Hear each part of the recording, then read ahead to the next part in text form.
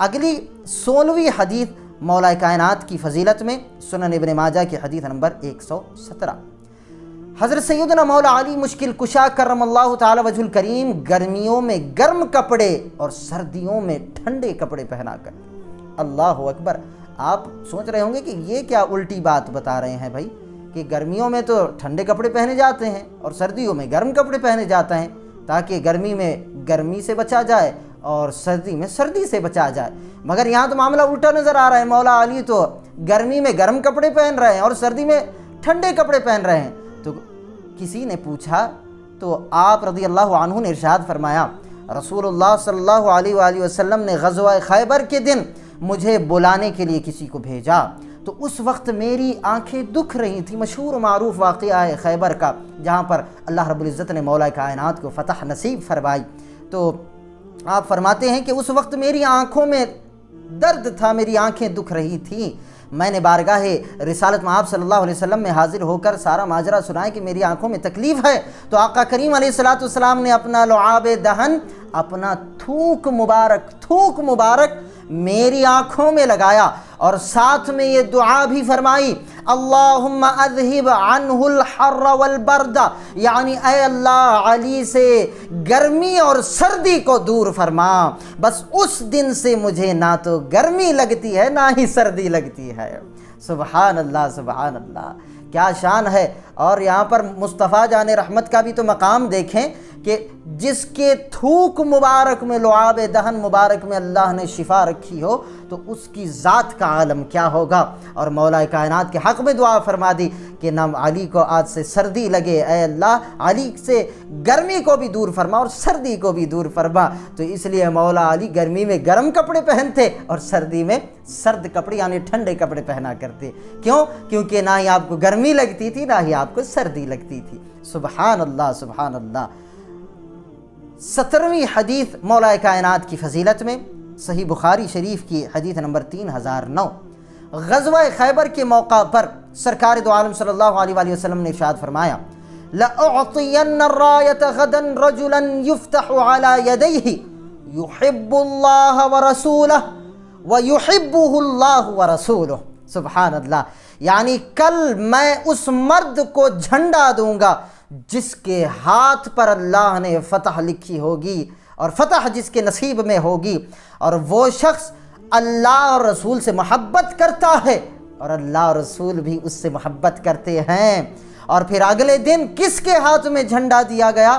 سیدی سرکار مولا کائنات کے مبارک ہاتھوں میں جھنڈا دیا گیا، لشکر اسلام کا جھنڈا عطا فرمایا گیا اور اللہ پاک نے ان کے ہاتھ پر فتح نصیب فرمائی۔ سبحان اللہ سبحان اللہ۔ اب یہاں پر جو ہے امام شمس الدین برماوی رحمۃ اللہ علیہ لکھتے ہیں کہ اس حدیث سے سرکار مدینہ صلی اللہ علیہ وآلہ وسلم کا معجزہ ظاہر ہوتا ہے، کیونکہ آپ نے غیب کی بات جو کل کی بات تھی وہ پہلے ہی بیان کر دی کہ اللہ پاک علی المرتضیٰ کے ہاتھوں پر خیبر کو فتح فرمائے گا۔ تو یہاں پر علم غیب ثابت ہوتا ہے مصطفیٰ کریم علیہ السلام کا۔ اور اس کے بعد عمدۃ القاری شرح صحیح بخاری میں سیدنا عبداللہ بن عباس رضی اللہ تعالی عنہما فرماتے ہیں کہ اس کے بعد یعنی خیبر کے بعد تمام جنگوں میں رسول اللہ صلی اللہ علیہ وآلہ وسلم کا جو جھنڈا ہے وہ سیدنا مولا کائنات کے ہاتھ میں ہوا کرتا تھا۔ سبحان اللہ سبحان اللہ، یہ مولا کائنات کی فضیلت۔ اور آقا کریم علیہ السلام کا جھنڈا، لشکر اسلام کا جھنڈا کیسے ہوا کرتا کہ اس جھنڈے پر لا الہ الا اللہ محمد الرسول اللہ صلی اللہ علیہ وسلم لکھا ہوا ہوتا۔ سبحان اللہ، یہ شان ہے حیدر کرار کی۔ 18ویں حدیث امیر المومنین کی فضیلت میں صحیح بخاری شریف کی حدیث نمبر 3703 ہے۔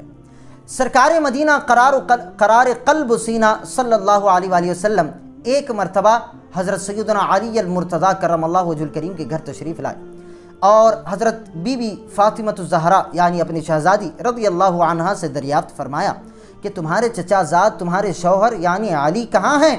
تو سیدہ کائنات نے عرض کیا مسجد میں ہیں۔ تو آقا کریم علیہ السلام مسجد میں ان کے پاس تشریف لائے تو ملاحظہ فرمایا تو دیکھا کہ علی مرتضیٰ رضی اللہ عنہ کی پیٹھ مبارک سے چادر ڈھلک چکی ہے اور پیٹھ پر مٹی لگ گئی ہے، پیٹھ پر مٹی لگ گئی ہے، گویا کہ شاید آپ آرام کر رہے تھے اور چادر ڈھلک گئی اور آپ کی پیٹھ مبارک پر مٹی لگ گئی، تو آپ صلی اللہ علیہ وآلہ وسلم نے ان کی پیٹھ سے مٹی جھاڑی، اللہ اکبر، ان کی پیٹھ سے مٹی جھاڑنے لگے اور 2 مرتبہ ارشاد فرمایا اجلس یا ابا تراب، کہ اے مٹی والے اٹھ کر بیٹھو۔ سبحان اللہ، ابا تراب، ابو تراب جسے ہم کہتے ہیں نا، یہ مولا کائنات کا لقب تھا، اے مٹی والے اٹھ کر بیٹھو۔ اب عمدۃ القاری میں لکھا ہے کہ خاتون جنت سیدہ فاطمہ زہرا اور سیدنا علی المرتضیٰ رضی اللہ تعالی عنہما کے درمیان کچھ شکر رنجی، نوک جھوک واقع ہوئی تھی، جو ہوتا ہے نا میاں بیوی کے درمیان چھوٹی موٹی باتیں ہوتی رہتی ہیں، تو اسی طرح کا کوئی معاملہ پیش آ گیا ہوگا، اس لیے مولا کائنات سیدنا علی بن ابی طالب کرم اللہ تعالی وجہ الکریم گھر میں آرام کرنے کی بجائے مسجد میں تشریف لے گئے۔ کچھ معاملات ہو گئے تو مولا کائنات گھر میں آرام کرنے کی بجائے مسجد میں تشریف لے گئے۔ اس روایت سے حضرت سیدنا علی المرتضیٰ رضی اللہ عنہ کی فضیلت اور بارگاہ رسالت میں آپ کا بلند مرتبہ ثابت ہوتا ہے کہ آقا کریم علیہ السلام اپنے داماد کو، اپنے چچا زاد کو، اپنی بیٹی کے شوہر کو تلاش کرتے ہوئے مسجد میں تشریف لائے اور آپ کی پیٹھ سے مٹی جھاڑی اور آپ کو راضی کیا۔ سبحان اللہ، یہ مولا کائنات کی فضیلت۔ اور بخاری شریف میں ہے کہ بارگاہ رسالت سے عطا ہونے والا یہ نام ابو تراب مولا کائنات کو اتنا پسند تھا کہ جب کوئی آپ کو ابو تراب کے لقب سے پکارتا، نام سے پکارتا، تو حیدر کرار بڑا خوش ہو جایا کرتے، بہت خوش ہو جایا کرتے۔ سبحان اللہ، سبحان اللہ۔ اسی لیے تو امام اہل سنت فرماتے ہیں کہ اس نے لقب خاک شہنشاہ سے پایا، اس نے لقب خاک شہنشاہ سے پایا جو حیدر کرار کے مولا ہے ہمارا۔ سبحان اللہ۔ 19ویں حدیث امیر المومنین کی فضیلت میں، ترمذی شریف کی حدیث نمبر 3748، یا علی لا یحل لأحد ان یجنب فی هذا المسجد غیری وغیرک، یعنی اے علی، میرے اور تمہارے علاوہ کسی اور کے لیے جائز نہیں کہ جنابت یعنی حالت جنابت میں اس مسجد میں سے ہو کے گزرے۔ اللہ اکبر، یعنی جس پر غسل فرض ہو جاتا ہے تو اسے حالت جنابت کہتے ہیں، وہ حالت جنابت میں ہوتا ہے جس پر غسل فرض ہوتا ہے۔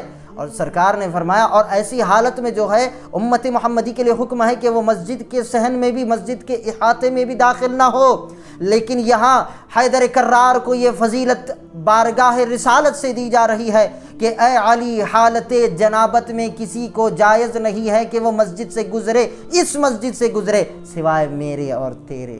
سبحان اللہ، یہ علی مرتضیٰ کی شان۔ اور اس حدیث کی شرح میں مرآت المناجیح میں لکھا گیا ہے، یعنی میرے اور تمہارے علاوہ کسی کے لیے حلال نہیں کہ جنابت کی حالت میں مسجد کو راستہ بنائے۔ ترمذی شریف۔ اس فرمان کا مقصد یہ ہے کہ کسی کے گھر کا دروازہ مسجد کی طرف نہ ہو تاکہ اسے مسجد میں سے گزرنا پڑے، سوائے علی مرتضیٰ کے کہ ان کے گھر کا دروازہ مسجد میں ہو سکتا ہے، وہ مسجد میں گزر سکتے ہیں اگرچہ کہ بحالت جنابت میں بھی ہوں۔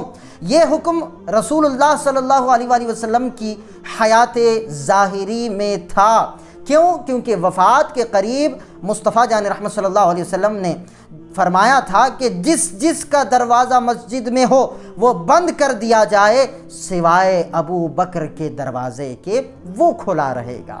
سبحان اللہ، سبحان اللہ۔ تو حیات ظاہری تک یہ حکم رسالت مآب صلی اللہ علیہ وآلہ وسلم تھا، مگر پھر بھی یہ بڑی فضیلت مولا کائنات علی بن ابی طالب کرم اللہ تعالی وجہ الکریم کی ہے۔ اور 20ویں حدیث، دوسری نشست کی آخری حدیث مولا کائنات کی فضیلت میں، السنن الکبریٰ کی حدیث نمبر 8457، لَأَبْعَثَنَّ إِلَيْهِمْ رَجُلًا كَنَفْسِي يَنْفُذُ فِيهِمْ أَمْرِي، یعنی میں ان لوگوں کی طرف ایک ایسے شخص کو بھیجوں گا، کن لوگوں کی طرف؟ جو سرکشی اور نافرمانی کرنے والے لوگ ہیں، ان کی طرف ایک ایسے شخص کو بھیجوں گا جو میری جان کی مانند ہے، وہ ان میں میرے حکم کو نافذ کرنے والا ہوگا۔ وہ شخص کون ہے؟ وہ علی بن ابی طالب کرم اللہ تعالی وجہ الکریم ہے، جو میری جان کی مانند ہے اور ان سرکش لوگوں میں میرے حکم کو نافذ کرنے والا ہے۔ سبحان اللہ۔